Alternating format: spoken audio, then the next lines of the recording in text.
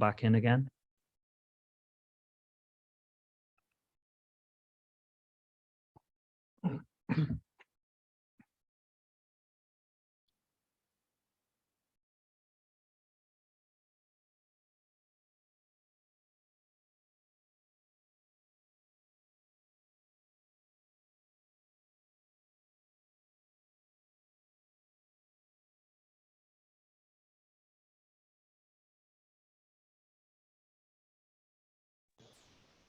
Hello.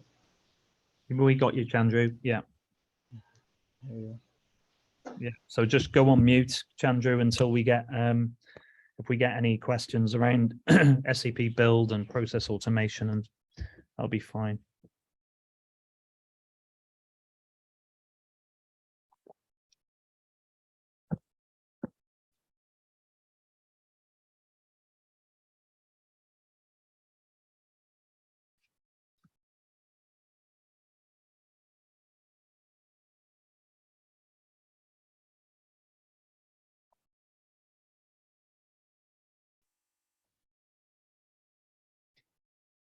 All right, so I can see we've got quite a lot of people joining us now. So I'll start the webinar if that's all right with you guys. Fine, Rachel, yeah. Brilliant, awesome. So just a few things that I need to let people know about before we do begin. Firstly, that this webinar is being recorded and all attendees will be muted throughout the session. If you have any questions, please use the Q&A facility box at the bottom of your screen. And if you've dialed in as a guest today, you can view more information about becoming a member and having access to more of our events at our website. So when this webinar does end, you will be redirected to complete a short survey. You will be kept anonymous and it'll only take just a minute of your time. It'll just provide us with feedback so we can make these sessions more beneficial to you in the future, okay? But if you had any other questions, please contact support@sapusers.org and we will try and answer them for you. Okay, so I'll pass things over to Bluestonex to start the webinar. Over to you guys. Thanks, Rachel. Okay. Let me just try and share my screen.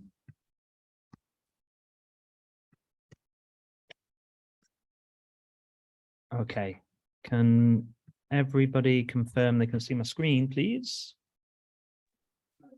All good? Yep, we could see that screen. Brilliant. Okay. Yeah, so welcome everybody. My name's Dan. I'll just introduce the team and just run through the agenda for today. Yeah, so what we wanted to do today is obviously there's quite a lot of marketing messages from SAP, some good stuff out there in terms of B2P. And we just wanted to explain in kind of layman terms, kind of different options open to you when we talk about process automation and things like that. And we've got a few examples for business partners or customers and supplier data, whether that's master data or kind of operational data. We're going to just run through some of those options for you and just some of the things that we see in the marketplace as well and where people get tripped up.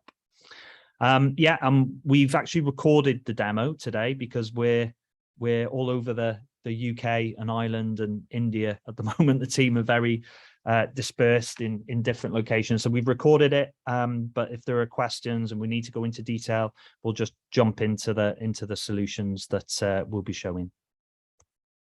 So yeah, my name's Dan. I won't labor too much about what I do, but I'm one of the co-founders at Bluestonex and look after the B2P and innovation practice.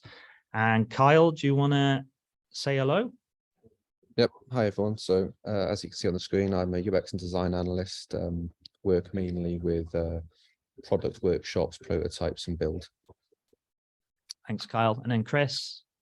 Yeah, hi, everybody. I'm Chris. I've been working in Bluestone for 4 years with a SAP background and heavily involved with Maextro and also the BTP and BPX portal. Thanks, Chris. And then Sab. Hi everyone, I'm Sab. I'm working as a BTP architect with Bluestonex. I'm with Bluestonex for about 6 years now, and I look after BTP onboarding for customers and product development. Thank you. Cheers, Sab. And I've also got Chandru, not to miss out Chandru. So Chandru is one of our team in the India location that's focused again on all the kind of intelligent technology and process automation. Okay, enough about us. Yeah, for those people out there that know about us, I won't rattle on about this stuff. Probably sick to death of hearing me say the same thing. So hopefully you know who we are. We're a partner of SAP, and now 50% of our revenue stream is actually made up of B2P. Yeah, especially around this kind of innovation area. We do have a focus on user experiences, kind of where we started. The X within Bluestonex was really all about the user experience in the innovation.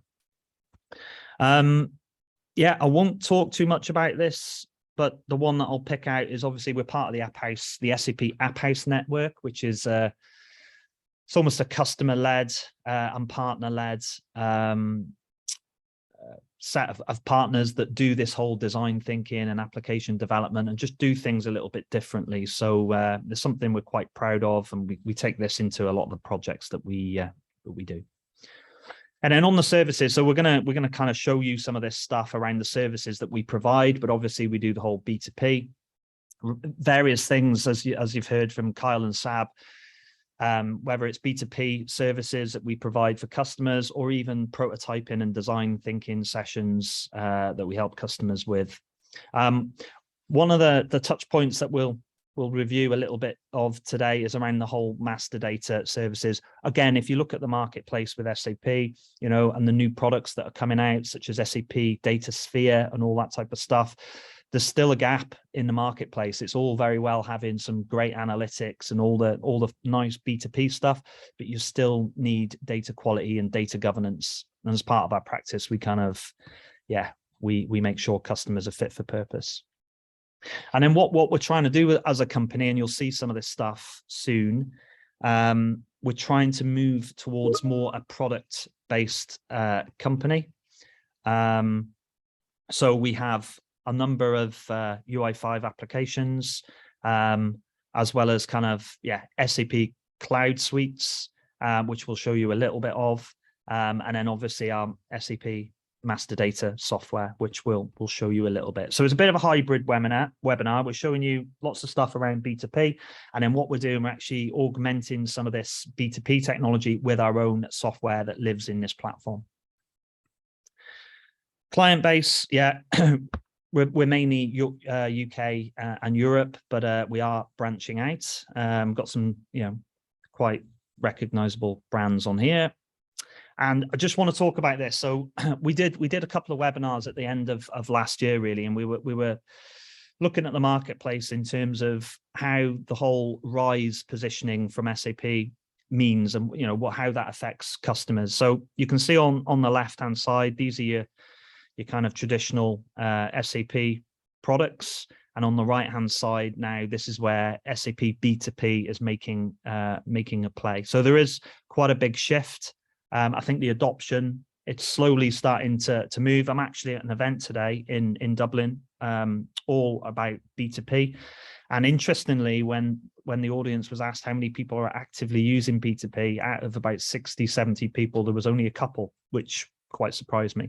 So yeah, this whole RISE with SAP is quite an interesting thing. And it's just going to mean B2P is going to be everything for customers that have some kind of SAP intelligent technology.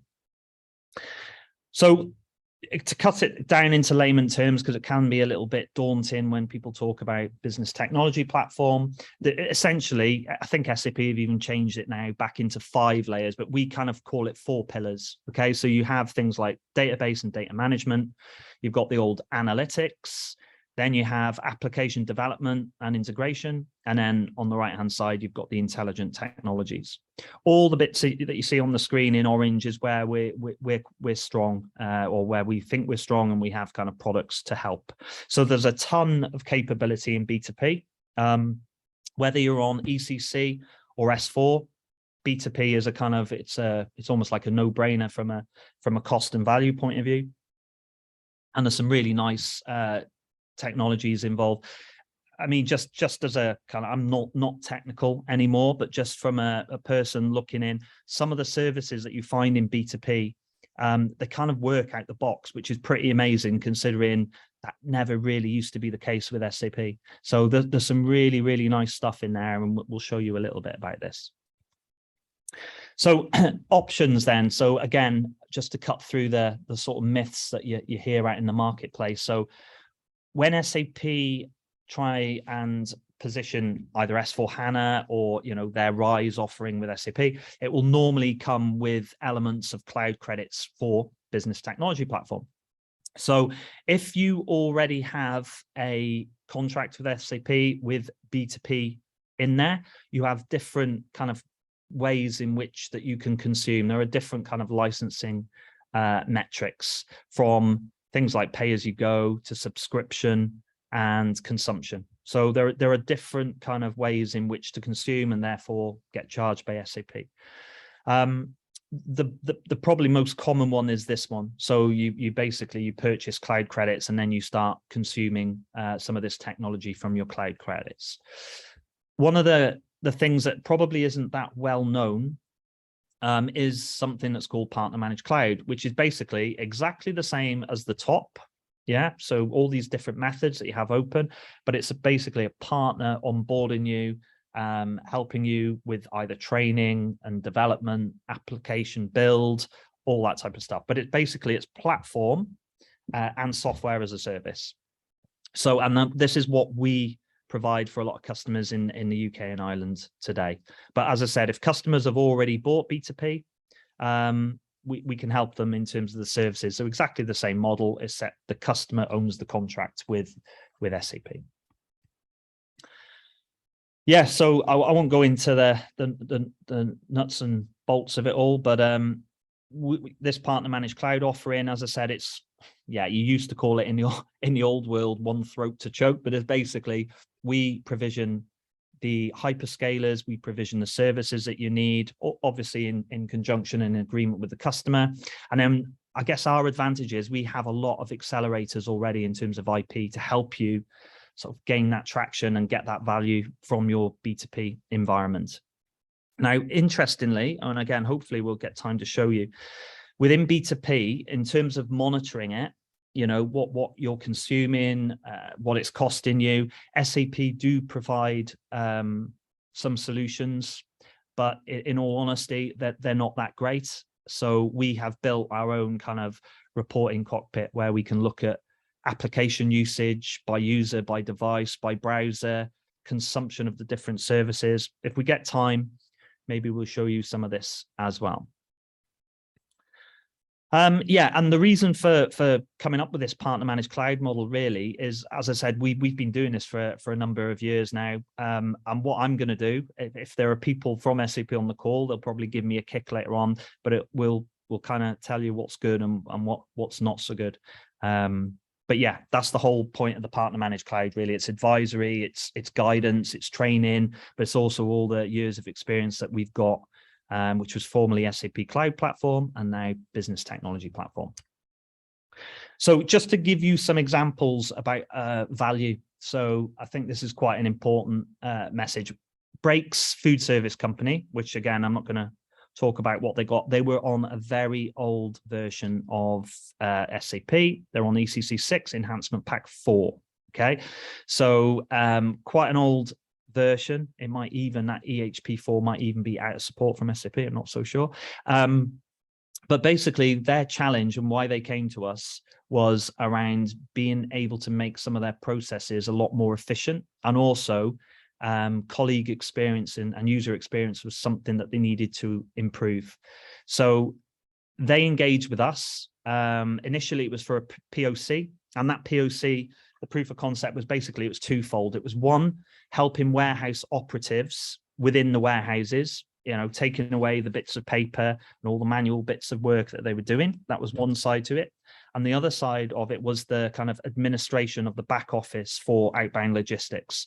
So these people that are checking the outbound deliveries, the picking tickets, confirming the picks, the goods issue, and all the invoicing stuff. So there was a lot of manual stuff on quite an old version of SAP, and they came to us on how we could help them. And basically, some of these slides are just kind of showing you how you can create that value chain really, really quickly. I mean, when you look at what we achieved with this customer, I think the overall project life cycle was probably about 7 months. And what the outcomes were, we created automation around the outbound logistics, which I'll go into detail in a second. But also we created the whole warehouse experience was completely different using mobility and Fury, UI5 apps, all that type of stuff. So hopefully it gives you a bit of an idea of, you know, what you can achieve using B2P and some of the IP that we've got, which we use as accelerators. But this was a kind of game changer, you know, from very heavy manual ways of working into kind of quite a smooth, visually really clean process. Right. Okay. So let's talk about automation then for a second. Obviously, there are technology services in there. Just a couple that we'll just chuck out here into the mix. So what people have probably heard about SAP Build by now. Formerly, I think it was called AppGyver. Is that right, Kyle? I think it was branded as that for a time being. Yeah, the Build Apps is now, used to be AppGyver. Yeah. So just a couple of things when you start looking at kind of process automation and things like that, especially when you've got mundane, heavy keystrokes on screens and things like that. SAP Build process automation is quite cool, and we'll show you a little bit of this in a second. But also one of the services that we were quite impressed with, again, I think it's been rebranded by SAP into, it's called Docs now, but it's document information extraction. So this is quite a nice service that a lot of the stuff that you need kind of works out straight out the box, really. So this is the idea where you can upload documents, and you can, whether it's email or whether it's attachments within the email, you can actually get these services to extract the information, read the information, and then do something with it. Okay. So it's very, very interesting, all this stuff. But again, where we come and put our kind of stamp on this, that's all well and good, but you still need things like governance around automation, because automation is great, but sometimes, you know, whether it's reading documents and posting it, you always need some kind of middle ground or a gatekeeper to review and approve before things get posted in SAP. And that's you know, a lot of the stuff that I see out there. It's great talking about automation, but it comes back down to the process that you're trying to deploy and making sure that you've got that sort of governance and compliance within your landscape.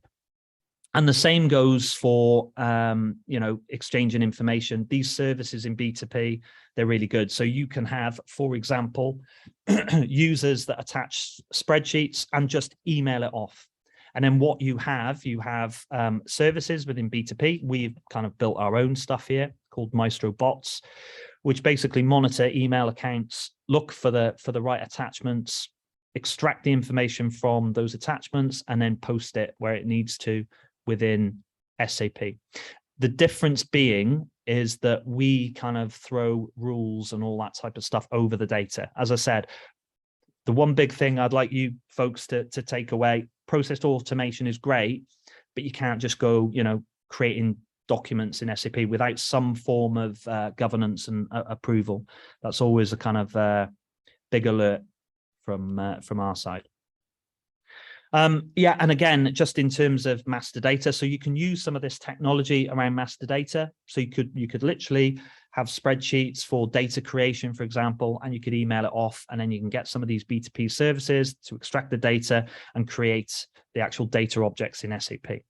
Okay, so these are quite typical steps when we talk about data. We're going to focus a little bit on business partner data in a second, but hopefully this sort of thing resonates. So at the moment, we see a lot of customers that use different kind of methods and different technology to create data in SAP, whether it's Excel, SharePoint, at various stages. You know, a lot of the workflow is manual. You might have a workflow within SharePoint, you might use an MDM solution, but a lot of the time it's kind of complicated and cumbersome. But what that actually means is basically time to market and efficiency, as well as, is it really governing data? Are you really sure that your kind of master data requirements are being met and your rules, your business rules are being applied? And that is pretty much what we see a lot at every stage of the process. Right, so we're just going to show you, we call it secondary master data. So this is things like purchase orders, sales orders, it could be pricing, it could be anything here. So again, Sab, jump in when I just run the demo, and feel free to just add anything to this. So when we talk about sales orders and purchase orders and these secondary bits of master data, it's quite an efficient process, but as I said, I repeat myself yet again, you need some form of kind of approval or governance or kind of a gatekeeper to make sure that, you know, what's going in is fit for purpose. So I won't go all through the points here. Just in terms of process automation, you need things like a Windows server to be running this. Okay. Yeah, we've put over here as well, when you are taking data from Excel, it is slightly more challenging because there could potentially static templates, which can be, again, not the best user experience. But you can use more dynamic process automation, and we'll show you a couple of examples here. Just one point to note, digital access. So again, this is all about compliance around licensing again. So we've got quite a lot of experience in this. Take, for example, you might want third parties to start consuming some of this really cool technology within B2P and update documents in SAP. That is almost a conflict of licenses. So what most companies do need to check out is whether they have something called digital access, which basically allows third parties and even non-SAP systems to create objects back within their SAP system. I think the licenses and all that, it can be quite complex, but just I've flagged it as a little red marker because, again, the sound of automation sounds brilliant, but you've just got to make sure what you're walking into and making sure that you're compliant from a licensing point of view. The architecture around SAP build and process automation is pretty straightforward. Again, it doesn't have to be an ECC or S4 system, can be practically anything. And then all this cool stuff, there's quite a simple example here where we've got a service, a desktop agent that's running on a Windows server. And obviously in this example, we have a user uploading Excel via Outlook, coming into business technology platform where it will review the data, extract the data, and then post it back over here within either ECC or S4. So that's the kind of example we're going to show. And to be fair, if people have questions and they want to see how it's kind of working behind, we can show some of that stuff as well. I think we'll have time in this demo. So this is just an example here where the user is just going to email off the sales order they want processing. As I said, the caveat for me is you need some kind of governance, or you need to hold it somewhere where potentially it could be reviewed. Not all the time, just calling it out here. But you can see that you can email you know, a help desk, for example. You've got a predefined template in this case, which is a sales order. So we've got some header data and some item data, and it's just a case of emailing it off. Now, what we'll show here is you can see the email in arrive, and you can see the message. All this kind of stuff is configurable, and you can do various kind of scripting as well. So we'll just show you the sales order in the system being created. So it's really, really quick, really, really cool. But as I said, just think about the process that you're trying to automate. We're just showing you the art of the possible in some of this stuff. Okay, so that's one example. Now, this is another one. So that was an example where we're attaching something. This time, we're going to use kind of unstructured text within an email. So you can see here, we're going to create a purchase order, drop some text in to say these materials, these quantities. Again, you can do all the validations and things like that, but you'll get an email back with a success message. Yeah, it's as quick and as simple as that. And we'll just show you the ME23N. As I said, at the end, if people have questions, what we can do is just dive into the scripting behind this within B2P. We just thought we'd give you an idea, but it works really well.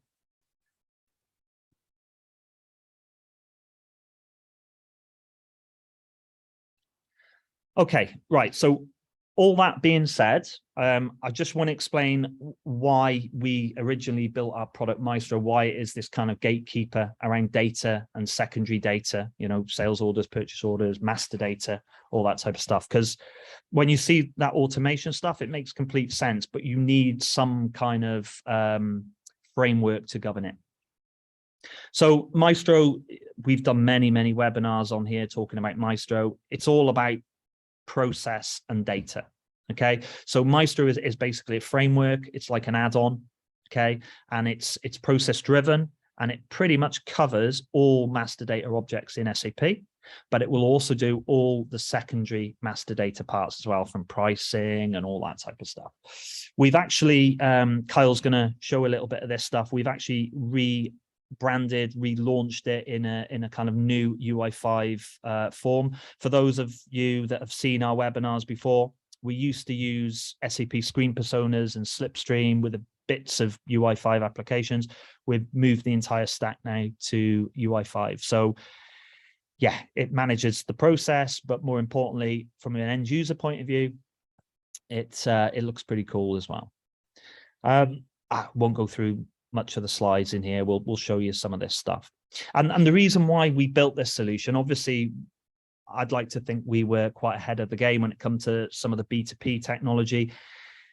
At the end of the day, it still comes down to, you can have all the analytics in the world that you want, but how do you know your data is being governed properly and your data quality is actually correct? So this is the reason why we started building the product way back many years ago, because comparing it to products like MDG, even Wind Shuttle, or Precisely as they're known now, you know, cost and time to implement was a lot quicker with Maextro.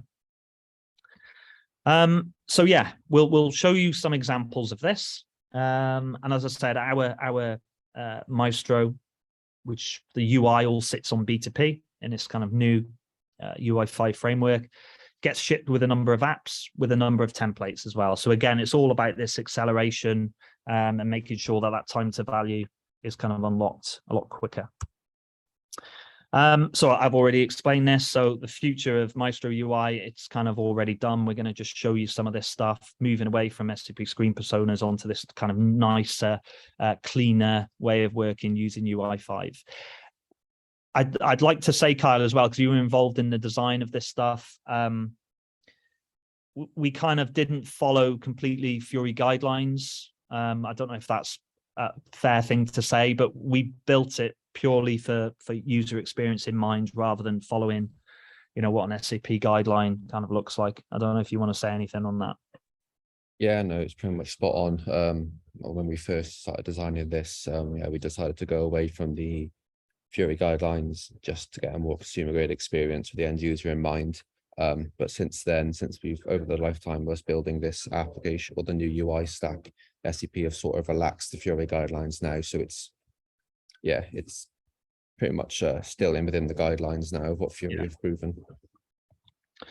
Yeah. Okay. So as I said,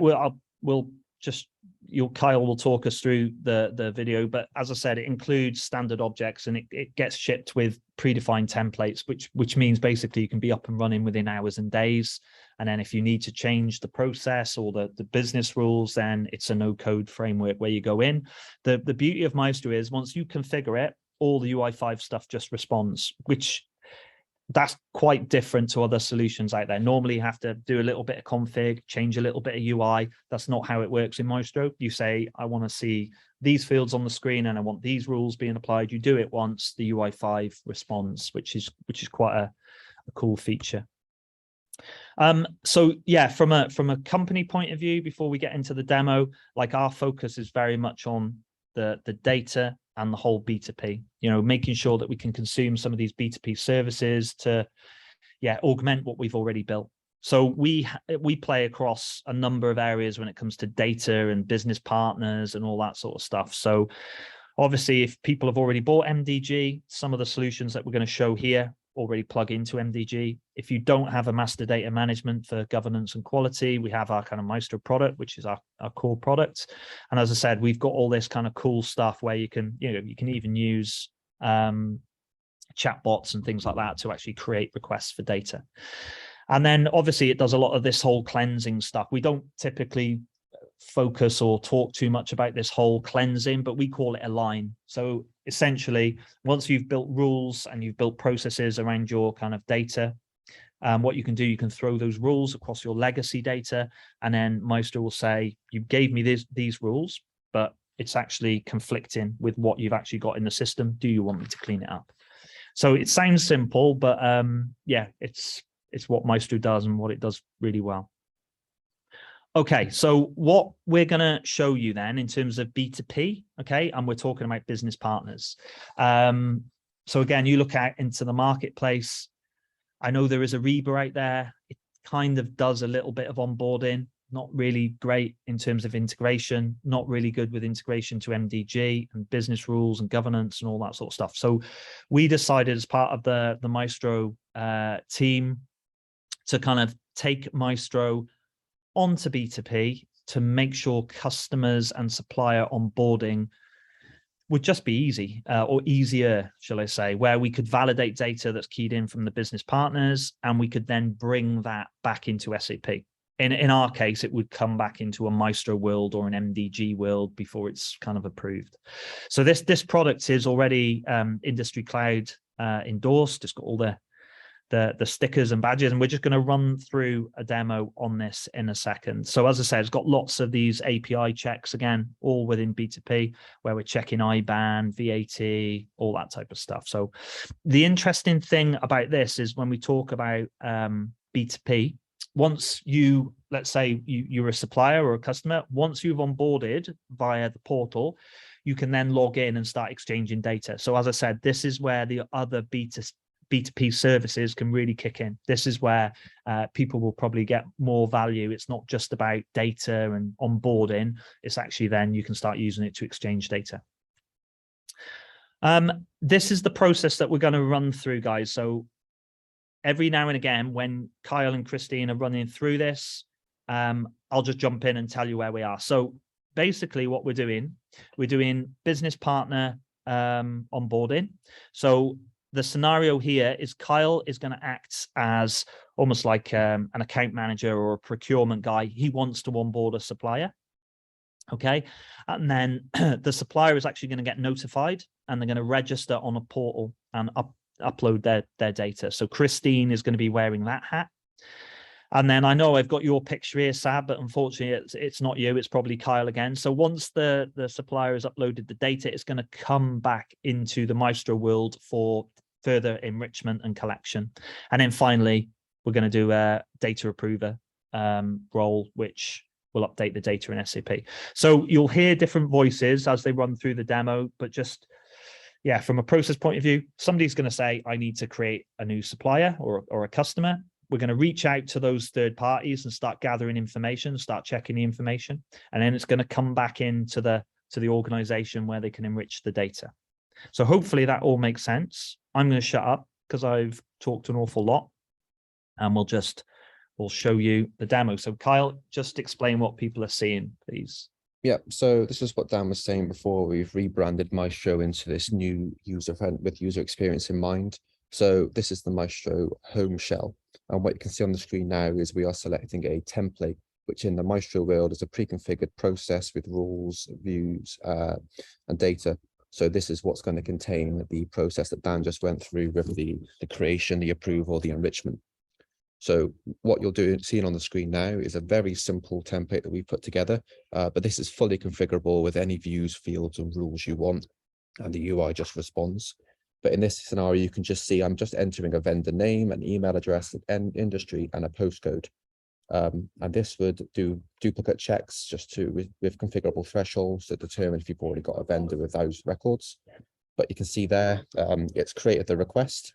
And now this would go off to a different part of the business to approve the request. So here you can see this is the request that was created. I've reviewed it and I am approving that this can go off to the vendor to then enter their details in the BPX portal, which is now going to go off to Christine from a supplier point of view. Yeah, hi. So as a supplier, I've now received this email from the customer, and it has given me a link which drops me straight in to the BPX portal. my email address already populated. I move on to the registration screen. And in there, I just put in a few simple details to register. My phone number, obviously, company name, a password, which I'm going to select and confirm. And then a simple answer, question and answer for the probable reason that I will forget my password in the future and need a new one. It tells me whether it's a weak, strong. If it's weak, it doesn't like it and it won't accept it. It has to be a strong password.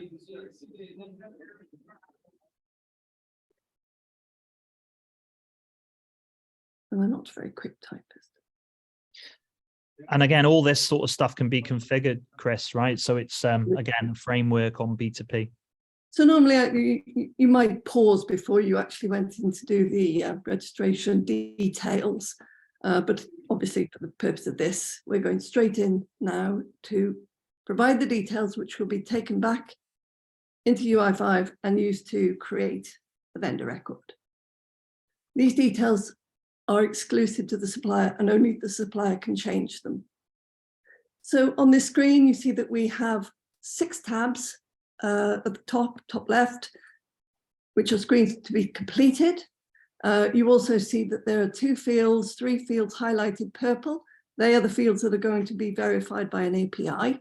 And there are also 3 fields with red asterisks. They are mandatory fields, which were you not to provide the API details, you would have to fill them in manually before you could move forward.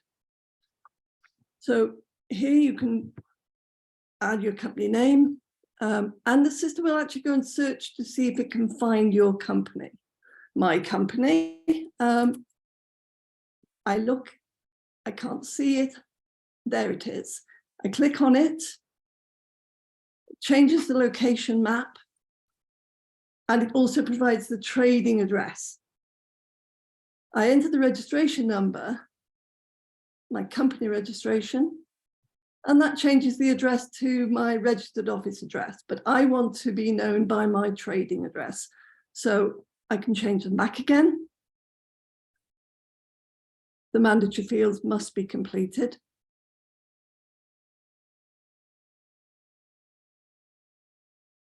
Just a small email address, a sort of a generic email address for my company. I could also enter my website URL if I wanted. Put telephone number in and click on next. You can also navigate, obviously, by just clicking on the headers at the top of the screen left, but next moves you into the next screen.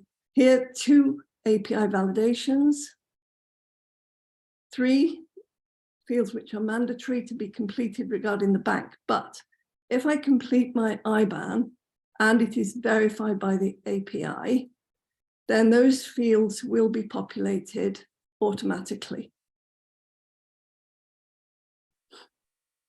Got a good memory, Chris. And pretty good.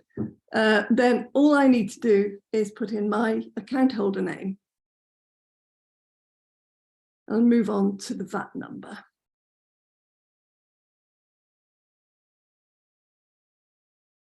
Obviously, the API, if you get something wrong, the API will tell you that you've made a mistake.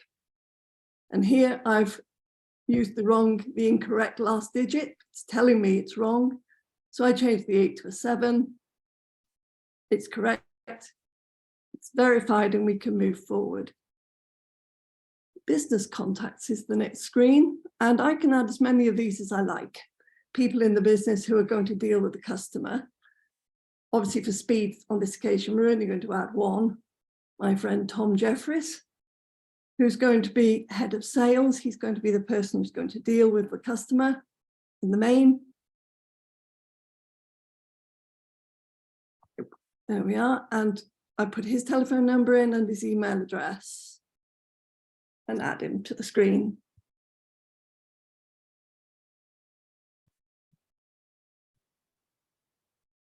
And I can add as many as I want by clicking on the plus sign and going through that process as many times as I like. On this screen, though, this is the attachments. You can attach JPEG, PDFs, whatever. But what the customer is asking for is validation, if you like, of the information that I've already given him. So he wants to see my VAT number on a piece of letterhead, and he wants to see my company registration number on a piece of letterhead. And he wants to know that the bank details that I've given him are authentic. So I have to provide some document for that. These are configurable. You don't have to use those documents. You can use what you like. On the comments, though, this is just an open field. I can add some comments to my customer. I'm just confirming a verbal agreement we had together that once my account is set up in SAP, the contract will start on the 1st of June. On the insurances screen, though, these are employers and public liability documents that you might want to add if they were valid to the account. But they're not in this case, so I am going to submit my details, and having finished all the input, I am sure, and I get a success message to say it's gone through, at which point I can log out. And after this, I cannot go back and change any details in the portal. Yeah, so back on the screen now, you can see this has come back into the Maestro engine for data enrichment. This could be anything from procurement team, for example. So you can see what's going on the screen now. This is just general purchasing data. Again, completely configurable in the process rule engine of Maestro.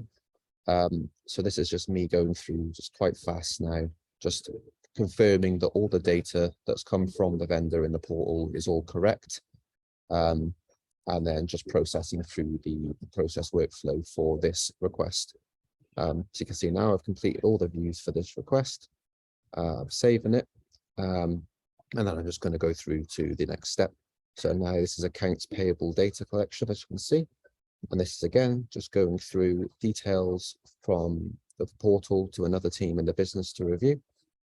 You can see the attachments and the comments, they have been brought through from the portal as well. Sorry, Christine, were you going to say something? Yep. Yep, so here you can see this view is just saying, just ensure the documents have been provided. We can see that the documents from the portal have been brought through alongside the comments. So just checking all that is okay. And this process can be as simple as complex as you'd like. I think for this one, we've got a 2-step approval and 2 data enrichment steps, which are the 2 steps that you could see me completing on the video now. So there's Christine's friend, Tom Jeffries. All the contacts okay. Marked as okay, saved. And I believe now it technically goes through to another team for final approval, which will then trigger the update to SAP or any other system, non-SAP system. You're just using Maestro really to drive the process and then redirect it to other systems. So yeah, this is the final approval. As I mentioned, so again, I'm checking the comments, I'm checking the attachments, I'm checking all the data that's come through from the portal and from the data enrichment. And then I'm simply approving it, which will generate and update SAP or non-SAP systems with this vendor information, which will then trigger an email back to the vendor saying your request has been processed, you now exist. And at this point, they'd be able to go back into the portal and change their details if they'd like, which would then obviously come back into Maestro for further approval for the changes. Brilliant. Thanks, Kyle. And so, yeah, so basically the process we've gone through here, it's using a lot of B2P in this process, you know, UI5, we're using a HANA Cloud to actually capture information. We've got API checks that are validating information. So there's a lot of stuff going on here. But the good news is it's really, really kind of quick to build and deploy. And yeah, that's what we've done with our solutions around this. The architecture looks complex, but all you need to kind of worry about, you've got a back-end system. You might have an MDG system in place. If you don't, you can just have Maestro, which is that gatekeeper within your back-end ERP. And then you've got different services within Business Technology Platform, from HANA Cloud to API. We didn't show you this, but we talked about it. Document information extraction, which is basically, imagine your business partners are onboarded. They want to send a PDF. That PDF can be extracted, read, and you could do something with it. So it's got a whole ton of services in here, all secure because it lives in part of the B2P environment. So yeah, as I said, the important bit and why we did this is if people don't have the experience around the different services in B2P, it can become a bit of a minefield, where what we've done, we've tried to build our IP as a kind of rapid deployment solution. So, you know, we can provide our solutions to customers, connect them to B2P, and start exploring that kind of innovation area for customers by deploying a product and getting some quick wins, and time to value. So yeah, the takeaways from this, I appreciate we've skimmed through, and I want to leave a few minutes for questions. But when you talk about B2P, process automation, and even some of the, you know, the analytics stuff, I think you need to get a couple of things right. One is data quality and data governance, but also focus on the process. You get the process right, you can then automate that process. Again, when you go down this journey for B2P, they should be quite, I wouldn't say minimum viable products, but POCs. They need to be rapid, they need to be quick, and they need to show value, and then you scale up from there. Skill set, again, just bear in mind that some of the stuff in B2P, it is a kind of different skill set to what we were used to maybe 15 years ago with, you know, ERP customizing and all that type of stuff. And that's why we basically have this partner managed cloud. It's to help customers, whether it's through training, whether it's through design, or whether it's through build and integration and all that type of stuff. So hopefully that comes hopefully loud and clear through the presentation.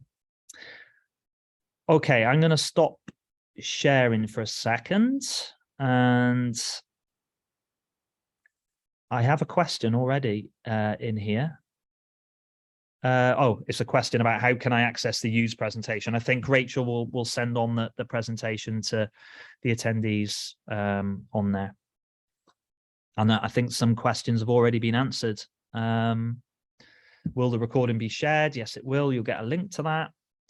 I assume it can use external verifications for VAT numbers like Dun & Bradstreet. Yeah, absolutely. Yeah. So we, at the moment in our portal, we provide 7 or 8 APIs, I think, SAB. But basically, if there's an API there, it's incredibly easy to kind of consume them within the BPX portal. Like I said, the biggest thing for me is there is a ton of tricks in B2P. But sometimes it's good to start with an accelerator, and especially people that have, some good foundation on the experiences working with B2P. Because as I said, it's a new and emerging kind of software skill. We have this low code, no code, but again, I'm doing a presentation in a second actually about the no code, low code stuff. I mean, it's great, but it's also, you got to know what you can do with it as well, because SAP do such a good job of marketing some of this stuff. I think sometimes people get a little bit misled. Is there any other questions, Rachel, in there? Yeah, there's a few questions that are coming through to me. One was, can the solution work with other systems? You want to take them, Kyle?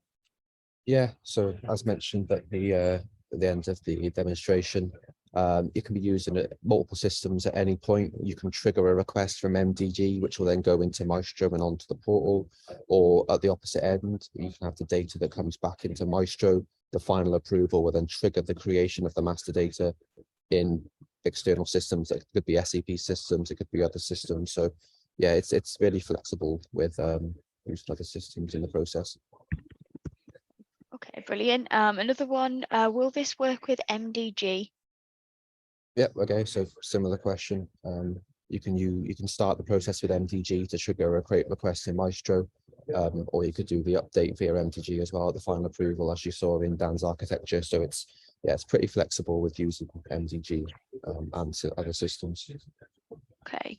And someone's come through to ask, what do I need to do if I haven't got BTP? It's just generally easier to have it with BTP because you have access to all these services like the document information extraction. It's a lot easier to implement the APIs. It's technically possible if you don't have BTP, but because of the flexibility and a lot of the features that make this product so impactful, we always recommend getting your hands on a BTP environment, whether it be just a free trial or a dip in your toe in the water through Partner Managed Cloud that we offer is always a always a good way to just start and see what's possible. Okay, brilliant. One more that's come through. Is this secure from a data perspective? Yeah, it could, because it's used through BTP, everything's secure. Data's not held anywhere like unsecure. It's all secure cloud connections to the back-end systems, and yeah, it's completely secure thanks to BTP. Okay. And the last one, can the solution read documents submitted? Say that again, sorry, Rachel. Can the solution read documents submitted? Yeah. So this is going back to the bit that we were unfortunately didn't have enough time to demonstrate, but the document information extraction, as Dan was mentioning, you could load up in terms of this BPX for the vendor onboarding. You can, for example, you can load your purchase orders, your sales order, your invoices, and it will read the information from them. And then using the process automation, for example, you could also create them in your backend system. And something we didn't show in the Maextro portal, there is actually a dashboard there where you can see a history of your vendors and what purchase orders they've uploaded, the content of them, which have failed and need to be re-uploaded. Yeah, so you get full visibility as well, and it can read most document types thanks to the BTP service. Okay, brilliant. That's all the questions that came through to me. I can't see any more that have come through in the chat, so I think that's it for today, unless there's anybody who's got any last minute questions before we end the webinar.